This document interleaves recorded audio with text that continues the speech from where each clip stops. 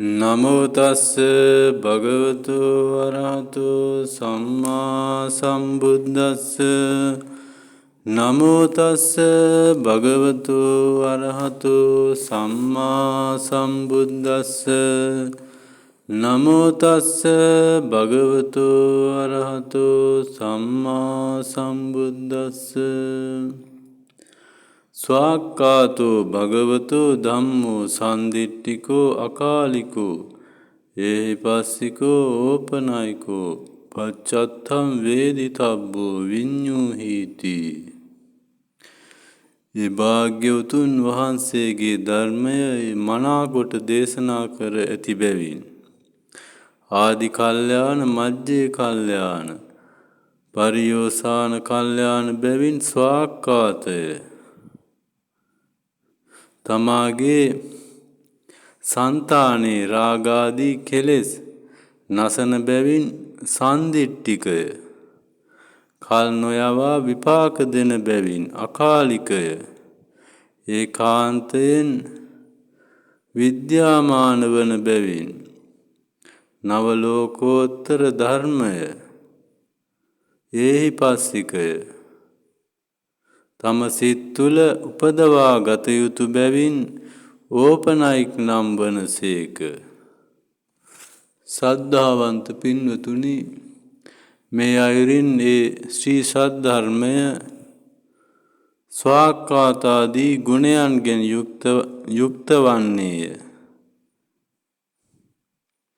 මේ පර්යාප්ති ප්‍රතිපත්ති ධර්මය සඳහා කියන ලදී. තොටේ බුදුරජාන් වහන්සේ දේශනා කරනවා සම්මා දිට්ඨිය දෙආකාරයකට. ලෞකික සම්මා දිට්ඨිය සහ ලෝකෝත්තර සම්මා දිට්ඨිය වශයෙන්. මේ සම්මා දිට්ඨිය කියන්නේ මේ ලෝකයේ තියෙන ඇත්ත ස්වභාවය ඇති සැටියෙන් දැකීමට පුණ්‍ය විපාක සැප විපාක ලැබෙන විදියට දැකීම ලෞකික සම්මා දිට්ඨිය වෙනවා. එනම් දානීය විපාක තියෙනවා, මහා දානවල විපාක තියෙනවා, පූජාවල විපාක තියෙනවා, මවට සැලකීමේ විපාක තියෙනවා, පියාට සැලකීමේ විපාක තියෙනවා, කුසල් අකුසල් වල විපාක තියෙනවා, මෙලොව තියෙනවා, පරලොව තියෙනවා. ඕපපාතික සත්වයෝ ඉන්නවා, මේ ලෝකේ අවබෝධ කරගත් ශ්‍රමණ බ්‍රාහ්මණයෝ ඉන්නවා කියන ඒ 10 දස වස්තුක සම්මා දිට්ඨිය කියලා දේශනා කරනවා. මේක මේ ලෝකයේ තියෙන ඇත්ත ස්වභාවය. යම් පුද්ගලයෙක් මේ ස්වභාවය මේ කරුණු 10 නැහැ කියලා ගන්නවා. දානේ විපාක නැහැ, මහා දානවල පූජාවල මවට සැලකීම, පියාට සැලකීම, මෙලොව පරලොව නැහැ ආදී වශයෙන් මේ කරුණු නැහැ කියලා ගන්නවා. ඒ ස්වභාවය නියත මිත්‍යා දෘෂ්ටිය. මේ නියත මිත්‍යා දිට්ඨික ස්වභාවය සැප විපාක ඉපදීමට හැකියාවක් නැහැ. සැප විපාක ලැබෙන කුසල් සිත් උපදින්නේ නැහැ. මේ මිත්‍යා දෘෂ්ටිය ඒ මිත්‍යා දෘෂ්ටික පුද්ගලයාට සද්ධාව කියන ඒ කුසල චෛතසික උපදින්නේ නැහැ. ඒකට දැන් කෙනෙක් කියනවා දානේ විපාක නැහැ කියලා. ඒ කිව්වහම යමක් තමාට ලැබෙන්න තියෙනවා නම් මේ ස්වභාවය නැති වෙනවා. ඒ වගේම අන් අයටත් ලැබෙන්න තියෙන අවස්ථාව නැති වෙනවා.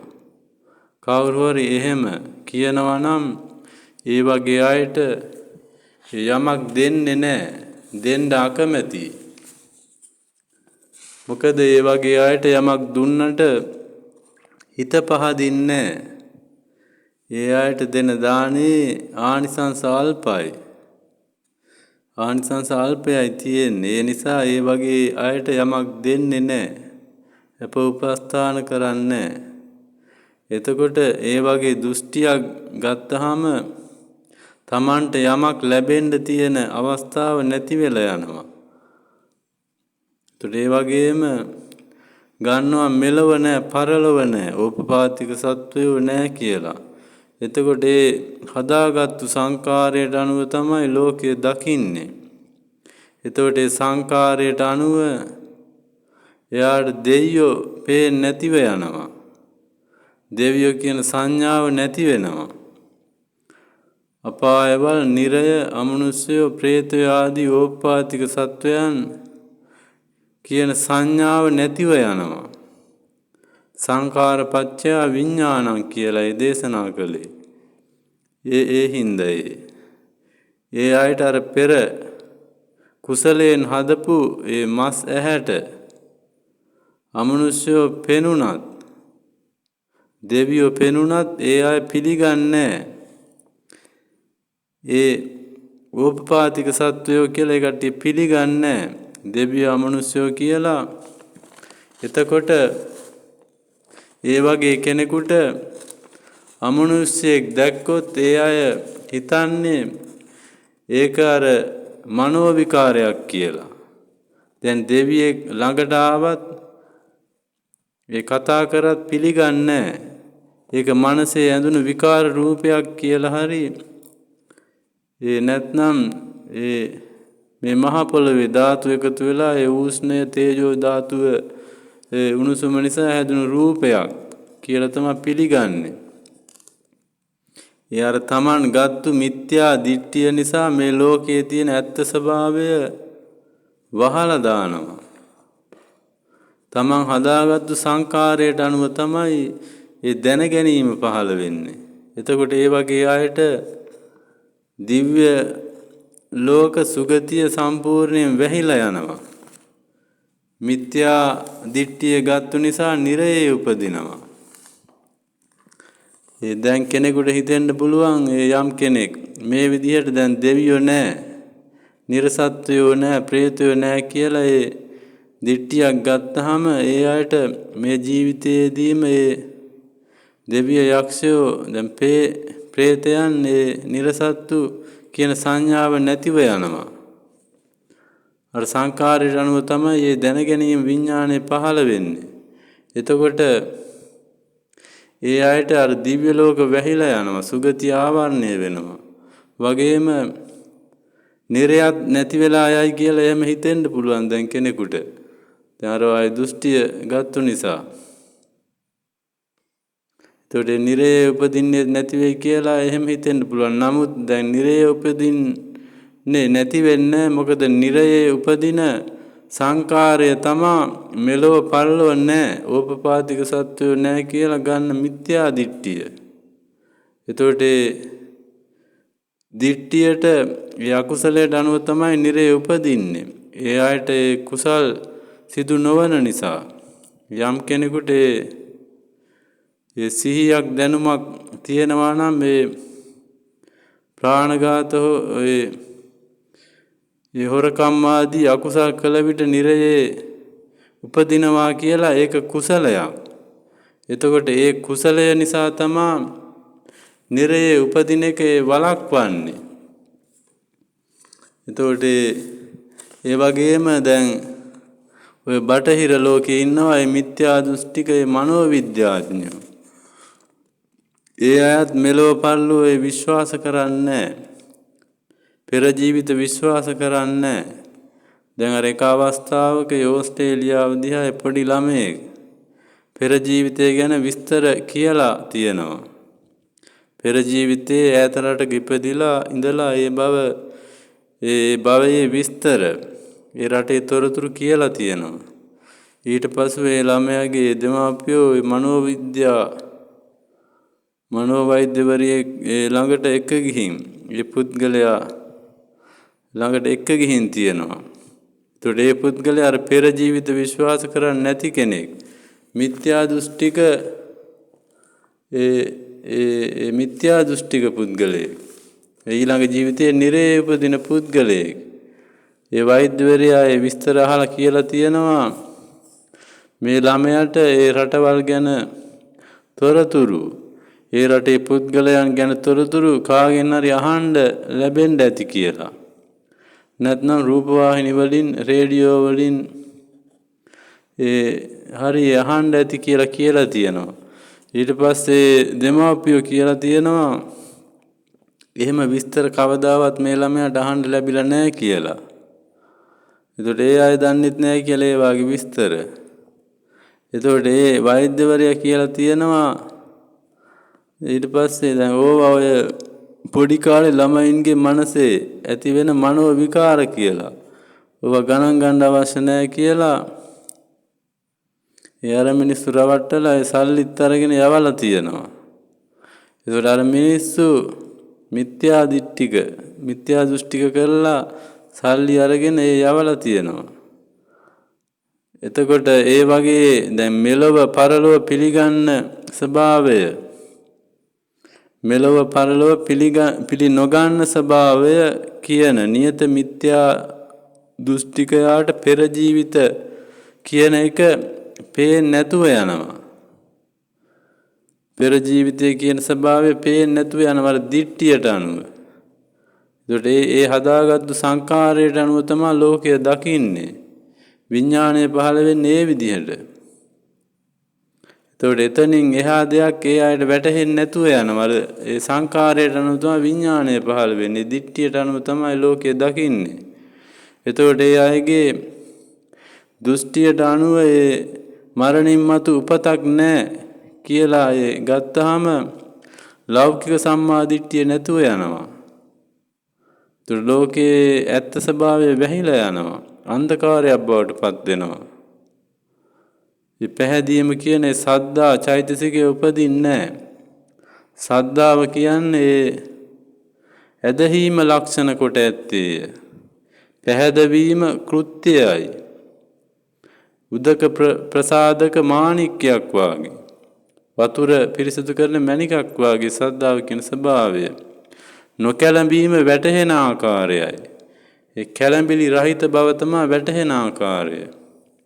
ඇදහිය යුතු වස්තු පදට්ටාණය. ඒ අදහන්න පුළුවන් වස්තුවක් තියෙන්න ඕනේ දෙයක් කරුණක්. එතකොට තමයි ඒක මත පිහිටලා තමයි සද්දාව කියන එක හටගන්නේ. සද්දාව කියන්නේ බීජයක්. ඒ යම්තාක් ලෞකික ලෝකෝත්තර ඒ සැප උපදනවාද ඒ සියල්ල සද්දාව මුල් කරගෙන තමයි ඇති වෙන්නේ. එතකොට අර මිත්‍යා දෘෂ්ටිය කියන ඒ ස්වභාවය නිසා මරණින් මතු උපතක් නැහැ කියලා ඒ ගත දෘෂ්ටිය නිසා ඒ දෘෂ්ටිය තියෙන නිසා භව තණ්හාව කියන ඒ ඒ දිට්ඨිය නිසා භව තණ්හාව කියන ස්වභාවය නෙමෙයි සකස් වෙන්නේ. ඒතර විභව තණ්හාව කියන ස්වභාවය තමයි ඒ මරණින් මතු නූපදී සිටීමේ කැමැත්ත. ඒ ස්වභාවය තමයි අර ඒ දිට්ඨියට අනුව සකස් වෙන්නේ. එතකොට ඒ මිත්‍යා දෘෂ්ටියට අනුව විභව තණ්හාවට අනුව කාම උපාදාන සහ දිට්ඨි උපාදාන බලවත්ව ඇති වෙනවා. එතකොට ඒ වගේ පුද්ගලයෙක් ඒ කාමයන්ගෙන් අන්ධ වෙනවා ඒ කට්ටිය. විකෘති කාම ආශාවන්ගෙන් යුක්ත වෙනවා. ඒ අයට කිසිම ආගමක් දහමක් නැති කොටසක් වාගේ පිරිස්. මේ කාලේ දැන් අර ඇහෙන්න තියෙනවා ඔය අර පිරිසක් ඉන්නවා අර මූල ධර්මවාදීන්ද මොනුන්ද කියලා. එහෙම කොටසක් ඉන්නවා කියනවා. අන්න ඒ වගේ අය. ඒ අයට අර සංස්කෘතියක්, සදාචාරයක්, සભ્યත්වයක්, ලැජ්ජාවක්, බයක්, ඒ රටක් ජාතියක් ආගමක් දහමක් නැති. ඒකට භෞතික පැත්තට අර බලවෙත්ති කොටසක්.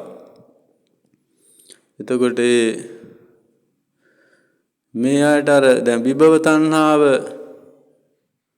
ඒ නිසා බොහෝ සෙයින් අර දිට්ඨි උපාදාන සකස් වෙන්නේ. දිට්ඨිය කියන්නේ ලෝකයේ තියෙන බලවත්ම අකුසලය. ඒ දිට්ඨිය කියන එක මිත්‍යා දිට්ඨිය කියන එක ආනන්තරීය කර්ම වල ස්වභාවය ඉක්මවලා තියෙන්නේ. එතකොට මේ පුද්ගලයාට උපාදාන පත්‍ය භවෝ ඒ කියන ලෙස නැවත නිරයේ උපදින කර්ම තමයි සකස් වෙන්නේ. ඒ කර්මයට අනුව අවීචි මහා නිරේ ප්‍රතිසන්දි දීමට පැමිණෙනවා මරණින් මතු. එතකොට දැන් මේ අර ලෝකයේ බොහෝ ආගම් තියෙනවා. ඒ අය දිව්‍ය ලෝක අපායවල තියෙනවා මරණින් මතු උපතක් තියෙනවා කියලා ඒ පිළිගන්නවා. දැන් ඒත් එක්ක මේ අයට දැන් සද්ධාව කියන ඒ චෛසික ඒ උපදිනවා. එතකොට ඒ අයට අර දිව්‍ය ලෝක ආවරණය වෙන්නේ ඒ වාගේ අර ඒ ලෞකික සම්මාදිට්ඨිය තියන අයට. දැන් දිව්‍ය ලෝකේ උපදින හේතු සකස් වුණොත් දිව්‍ය ලෝකවල උපදිනවා. දිව්‍ය ලෝක ආවරණ වෙන්නේ අර නියත මිත්‍යා දෘෂ්ටිකයාට හා ආනන්තරීය කර්ම පහ කරපු අයට පමණයි. අනිත් අයට ඒ මැරෙන වෙලාවට ඒ භව තණ්හාව නිසා කුසල් සිතක් ඉපදුනොත් ඊට අදාළව සුගතියක උපදිනවා.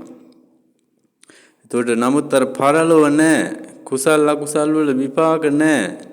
දිව්‍ය ලෝක අපායවල නැහැ කියලා ගත්තු කෙනාට ඒ සංකාරයට අනුව ඒ අයට දිව්‍ය ලෝක නොපෙනී යනවා. අපායවල නොපෙනී යනවා. ඒ අමනුෂ්‍ය නොපෙනී යනවා. ඒ අයට ඒ අය ළඟට දෙවියෙක් ආවත් ඒ අයට එතන දෙවියෙක් පේන්නේ අර දිට්ඨියෙන් වහලා තියෙන්නේ. මනෝවිකාරයක් හැටියට තමයි පිළිගන්නේ. වෙන මොකක් හරි මායාවක් කියලා පිළිගන්නේ. දැන් අර මනෝවිද්‍යාඥයා අර පොඩි ළමයා පෙර ජීවිතය ගැන කිව්වට ඒ පුද්ගලයාට වැටහෙන්නේ ඒ ස්වභාවය. මොකද ඒ ස්වභාවය වැටහෙන්න හේතුවක් හදලා නැහැ. සංකාරයක් හදලා නැහැ ඒ ස්වභාවය වැටහෙන්න. දැන් මේ පුද්ගලයාටම තමන්ගේ පෙර ජීවිතය සිහි වුණත් ඒ පුද්ගලයා ඒක විශ්වාස කරන්නේ එයාට ඒක වැටහෙන්නේ විකාරයක් විදිහට. මොකද අර දිට්ඨියම වහලා තියෙන්නේ.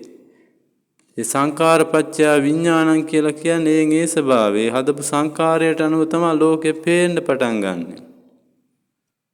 එතකොට ඒ විදිහට මේ සංකාරපච්චය විඥානං කියලා කියද්දී දැන් මේ ජීවිතයේම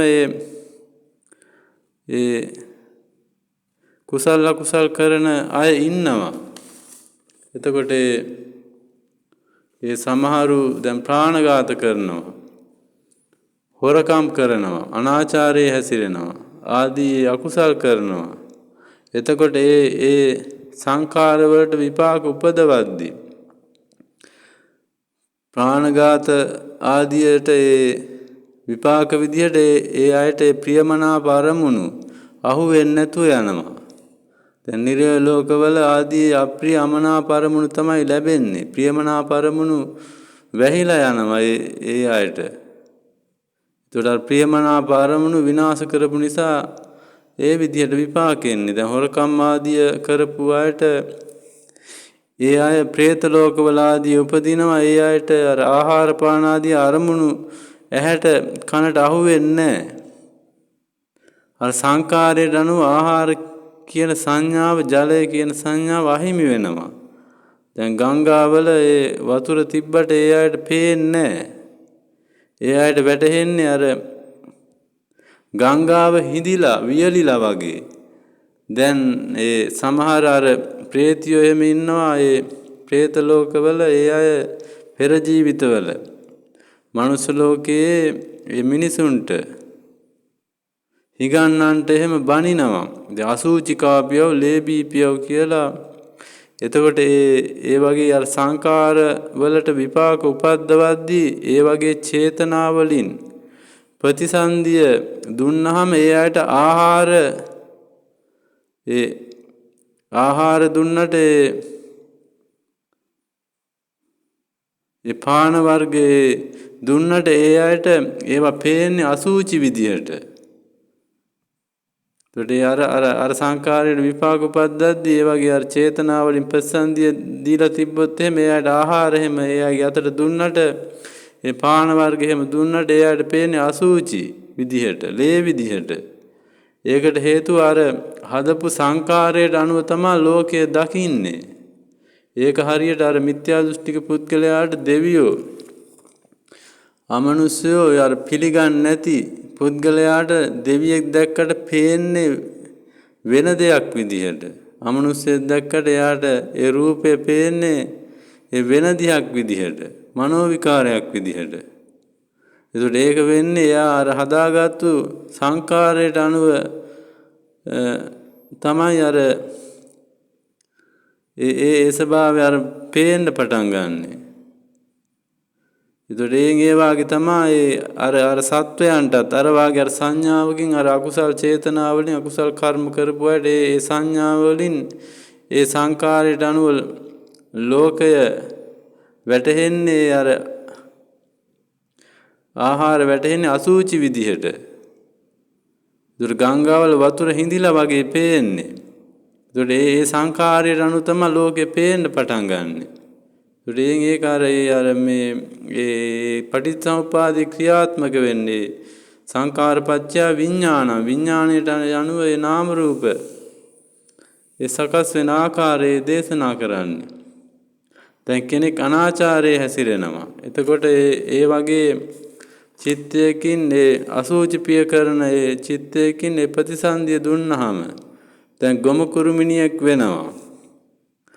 තමන්ගේ අසුචි ඒ තමන්ගේ අසුචි කොට තියෙද්දි ඒ අනුන්ගේ අසුචි හොරා කනවා. ඒ හොරා කන්න ගිහින් එතකොට ඒ වාගේ අර සංඥාවෙන් ප්‍රතිසන්දිය දුන්නාම ගොම කුරුමිනියෙක් වෙනවා.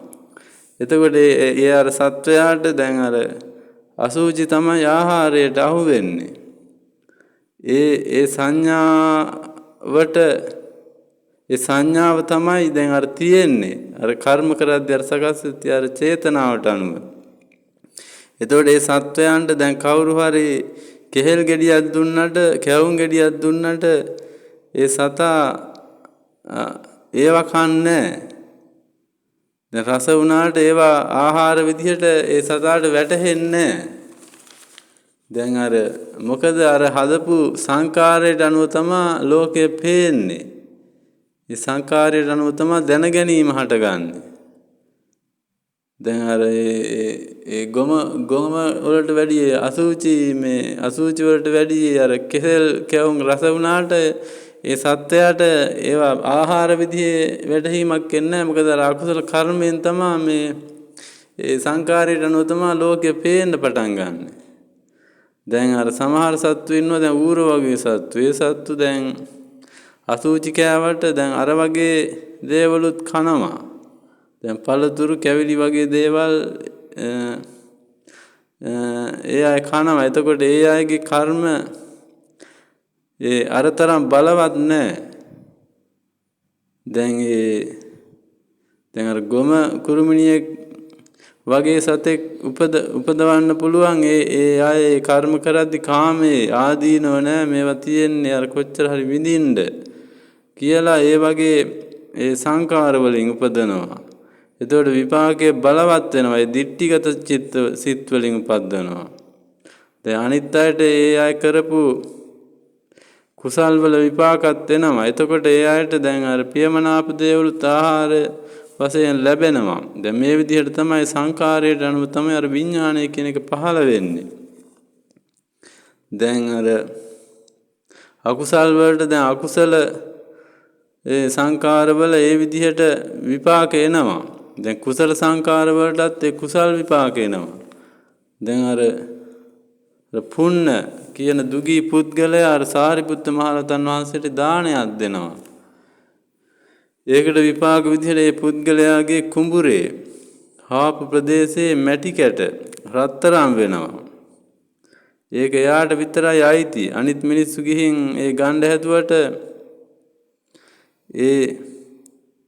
ඒ කට්ටිය ගණ්ඩ හැදුවට එයාලගේ අතට එන්නේ මැටි කැට විදිහට. ඒ වගේ අර විපාකයක් ලබන්න ඒ වගේ ඒ සංකාරයක් හදලා තියෙන්න වෙනවා. දැන් අර සුමන මාලාකාරතුමා හැමත් එහෙමයි. දවසක් රජතුමාට ඒ ගෙන යන මල් සේරම බුදුරජාන් වහන්සේට පූජා කරනවා. ඒක අර වියනක් වගේ අහසෙන් යනවා. ඒ බුදුරජාන් වහන්සේ වටේට සකස් වෙලා. ඒ රජතුමත් ඒක දකිනවා. දැන් සුමන මල් කරුවා ගෙදර ගිහින් බිරිඳට කියනවා රජතුමාට ගෙනියපු මල් බුදුරජාන් වහන්සේට පූජා කළා කියලා. ඒ කාන්තාව බය වෙනවා ඒකට. රජතුමා අල්ලගෙන ගිහින් මරයි කියලා ඒ කාන්තාව බය වෙනවා. ඊට පස්සේ ඒ කාන්තාව රජගෙදරට ගිහින් රජතුමාට කියනවා දේවයන් වහන්සේ අපේ මිනිස්සයා ඔබ වහන්සේට ගෙනාපු මල් සේරම බුදුරජාන් වහන්සේට පූජා කරලා රජමාලිගාවට ගේන්න ඉතිරි වෙලා නැහැ.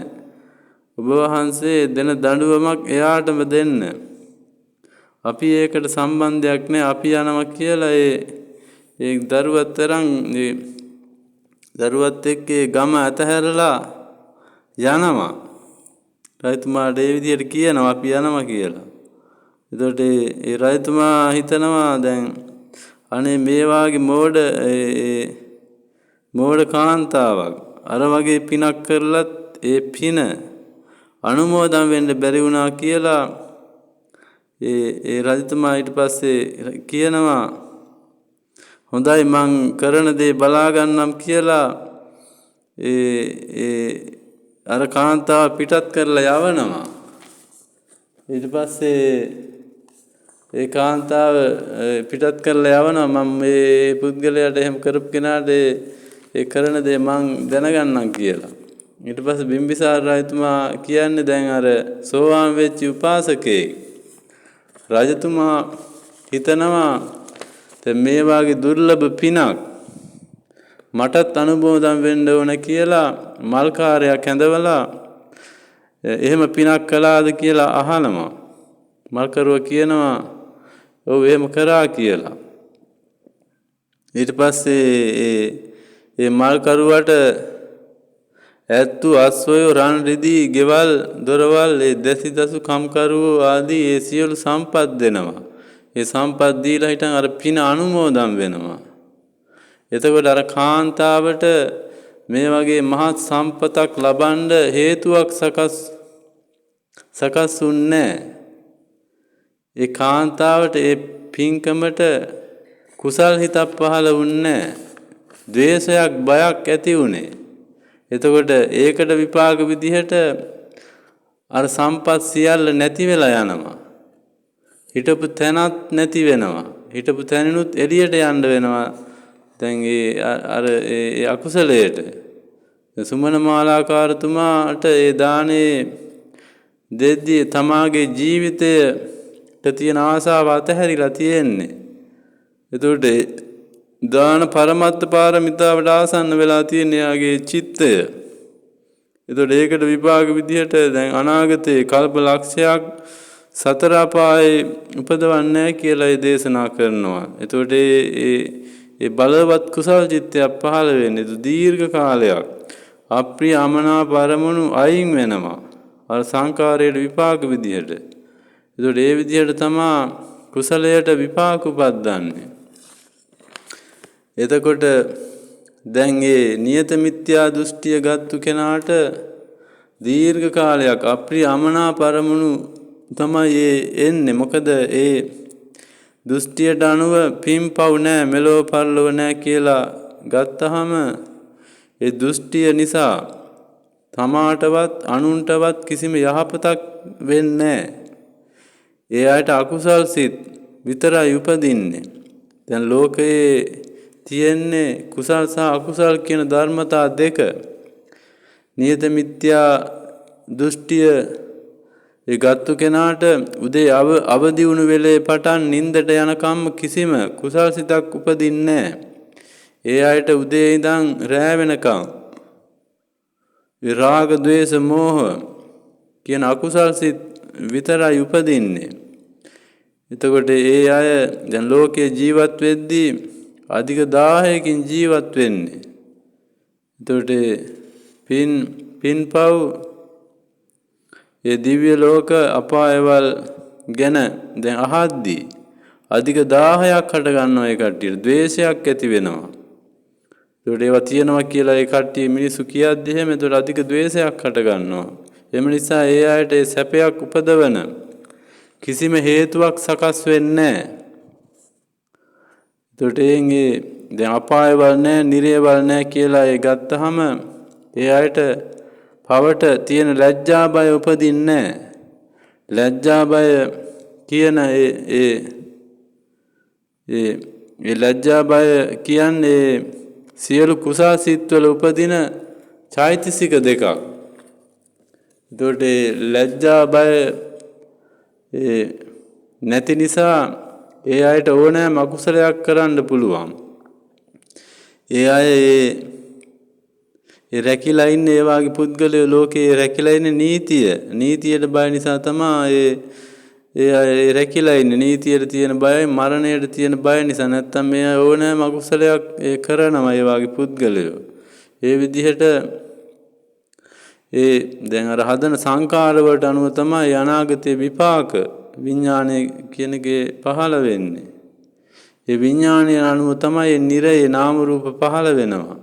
ඊට අදාළව ආයතන හදනවා. ඇහැ කන නාසය දිව කය මනස කියන ආයතන හදනවා ඊට අදාළව. එතකොට ඒ කර්ම ඊට අනුව ඒ අදාළ තැනට ආපුවාම විපාක උපදවන්න පටන් ගන්නවා. ඇහැට කනට නාසයට දිවට කයට මනසට අප්‍රියමනාප අරමුණුමයි ඒ හමු වෙන්නේ. එතකොට ඒ ආයතන වලට දුක් සහගත ස්පර්ශ විතරමයි හමු වෙන්නේ. නිරන්තරයෙන් දුක් වේදනාව ඒ සකස් වෙන වේදනා පත්‍ය තණ්හා. ඒ දුක් වේදනාව නිසා ආයේ ඒ වගේ නිදහස් වෙන්න කියලා ඒ තණ්හාවක් හට ගන්නවා. ආසාව ඇති වෙනවා. එතකොට මේ තණ්හාව භව තණ්හා විභව තණ්හා ලෙස දොඩෙන් එහෙම ඇති වෙනවා. ඒ කෙනාට ඒ විදියට නැවතත් පටිච්චසමුප්පාදේ ක්‍රියාත්මක වෙනවා. දැන් මෙතනදී මේ පටිච්චසමුප්පාදේ කියලා කියන්නේ මෙතන අර පුද්ගලයක ආත්මයක් තියෙන ස්වභාවයක් නෙමෙයි. සත්වයක පුද්ගලයක ඒ කියන ස්වභාවයක් එතන නැහැ. අවිද්‍යාව නිසා සංස්කාර රැස් වෙනවා. සංකාර පත්‍ය විඥාන. සංකාරයට අනුව විඥානය දැන ගැනීම හට ගන්නවා. ඒ විඥාන පත්‍ය නාම රූපං. ඒ දැන ගැනීමට අනුව නාම රූප හට ගන්නවා. නාම රූප කියන්නේ සත්ව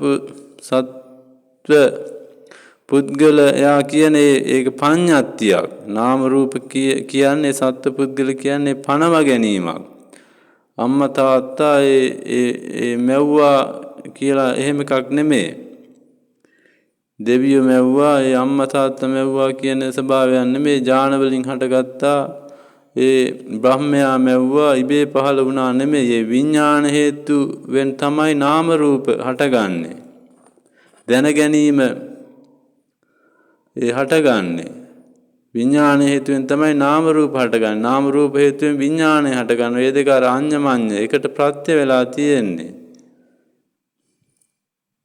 එතකොට දැන ගැනීම නැති වෙද්දී විඥානය නිරුද්ධ වෙද්දී නාම රූප නිරුද්ධ වෙනවා. ඒ ස්වභාවය අර මේ මොහොතේම හට ගන්නවා. ඒත් එක්කම ඒ වෙලාවෙම නිරුද්ධ වෙනවා නාම රූප. විඥානයත් එක්කම නාම රූප හට ගන්නවා. විඥානය නිරුද්ධ වෙද්දී නාම රූපත් නිරුද්ධ වෙනවා. ඒකෙන් එහෙම මොහොතක් පාසා ඒ විදිහට ඒ සකස් වෙන්නේ නාම රූප. ඒතර විදර්ශනාවට පාදක වෙන්නේ අර මේ මොහොතේ හට ගන්න නාම රූප දැකීම.